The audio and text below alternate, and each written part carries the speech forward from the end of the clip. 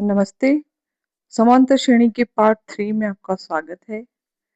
हमने समांतर श्रेणी के दो पार्ट पढ़ चुके हैं। उनमें पढ़ा था हमने जो समांतर श्रेणी क्या होती है, संख्याओं का एक ऐसा क्रम जिसमें क्या हो, समान अंतर हो, वैसी क्या कहलाती है, समांतर श्रेणी, है ना। एग्जाम्पल के साथ भी मैंने आपको समझाया था।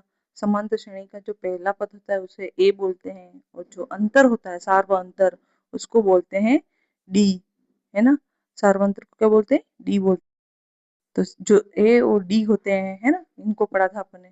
अब आज हम पढ़ते हैं, अगर ऐसे ही जैसे कोई समांतर श्रेणी दे रखी है, उसका पहला पद पता हो, दूसरा पद पता हो, तीसरा पद पता हो, और चार पद ही आपको दे रखे और पूछ ले कि आपको मेरे को 10वां पद बताइए, क्या है इसका 10वां पद, तो उसको कैसे ज्ञात करेंगे। ठीक है, देखो हमने जो समांतर श्रेणी का व्यापक रूप पढ़ा था उसमें पद को कैसे दिखा रहे थे, इस तरह से। जैसे ए पहला पद था, ए प्लस डी किया था, दूसरा पद था, ए प्लस 2d किया था, वो तीसरा पद था, ए प्लस 3d किया था, वो चौथा पद था। ठीक है, ये ऐसे पदों को बता रहे थे। इसमें इस तरह से हमने मेरे पद निकालना कैसे निकलता है वो बताया था मैंने व्यापक रूप। पहले पद को T1 या A1 बोलते हैं, T2 या A2 बोलते हैं, T3 या A3 बोलते हैं। तो A1 A2 ये सब भी क्या है, पद हैं, और T1 T2 भी क्या है, पद हैं। ठीक है, दोनों एक ही चीज है, याद रखने का तरीका है। ठीक है, अब देखो, अब अपन को निकालना है, मान लो कोई एपी दे रखा है, उसको पूछ ले कोई 10वां पद, 11वां पद, 15वां पद, 50वां पद, ऐसे पूछ ले, तो हम कैसे निकालेंगे। देखो यहाँ पे जो हो रहा है फॉर्मूला में, देखो जब मैंने A3 निकाला तो उसका फॉर्मूला क्या था, A प्लस 2d। क्या हो रहा है, A प्लस 2d। यहाँ 3 है तो यहाँ क्या है, 2 है, मतलब 3 से 1 कम है। जैसे मैंने A4 निकाला तो यहाँ पे क्या है, A प्लस 3d। तो जब यहाँ 4 है तो यहाँ क्या है, 3 है। तो यहाँ यहाँ पे जो डी का गुणांक है वो क्या हो रहा है, जो पद ज्ञात कर रहे हैं उसका एक कम है ना, एक कम है। तो अगर हमें एनवा पद ज्ञात करना हो तो क्या करेंगे, देखो इस उसी तरह से हम एनवा पद ज्ञात करने के लिए क्या किया, फॉर्मूला बना दिया। अब फॉर्मूला क्या है, ए एन बराबर ए प्लस एन माइनस 1d। अब जहाँ यहाँ एन है तो यहाँ पे क्या हो रहा है, एन में एक कम हो रहा है। क्या हो रहा है, एन में एक कम। अब यहाँ एन क्या है, एन कोई विशेष पद नहीं, एन क्या है, पदों की संख्या।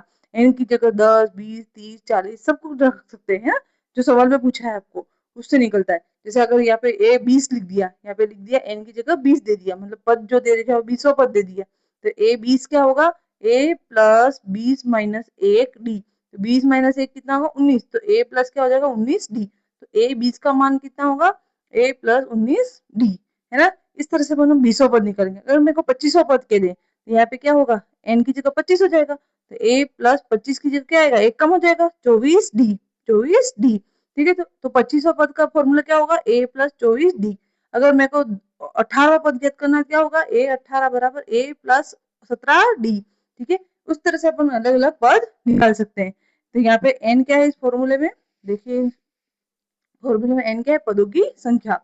यहाँ अलग अलग पदों की संख्या हो सकती है कुछ भी। a क्या है, प्रथम पद, और d क्या है, इसका सार्वअंतर, है ना। इस तरह से ये फॉर्मूला बना ही ऐसे, है ना। यहाँ पे कुछ भी ऐसा नहीं है कि ये फॉर्मूला आपको रटना पड़े, आपको केवल n पता होना चाहिए। n क्या है, पदों की संख्या। अब पदों की संख्या होने की वजह से यहाँ पे n क्या कर रहे हैं अपन, जो पद अपन ज्ञात कर रहे हैं उसमें एक कम करके अपन d से गुणा कर रहे हैं। ठीक है, उस तरह से ये फॉर्मूला बना। अब देखो फॉर्मूले को एक एग्जांपल से समझते हो एक बार, एग्जांपल देखते हैं। अगर ए प्रथम पद दे रखा है 2 और डी दे रखा है अपन को 3, तो 10वां पद ज्ञात कीजिए। अपन को 10वां पद ज्ञात करना है। अब एन की जगह क्या आ गया, 10। एन क्या, पदों की संख्या कितनी हुई, 10। तो अपन को ए 10 ज्ञात करना है। क्या ज्ञात करना है, ए 10। तो इसी फॉर्मूले से ए एन बराबर ए प्लस एन माइनस 1d। यहाँ ए की जगह 10 आ जाएगा, ए एन की जगह क्या आएगा, ए 10 आएगा, है ना। ए 10 मतलब ए प्लस 10 माइनस 1d। 10 माइनस 1 क्या होगा, 9। तो ए 10 क्या होगा, ए प्लस 9d। तो ए 10 ज्ञात करने के लिए फॉर्मूला क्या बन जाएगा, ए प्लस 9d। अब ए प्लस 9d निकालने के लिए अपन को ए और डी का मान रख देते हैं इसमें, ये सूत्र बना इसका। ए 10वें पद ज्ञात करने के लिए ए 10 बराबर क्या हो गया, ए 10 बराबर क्या हो गया, 2 प्लस 9d।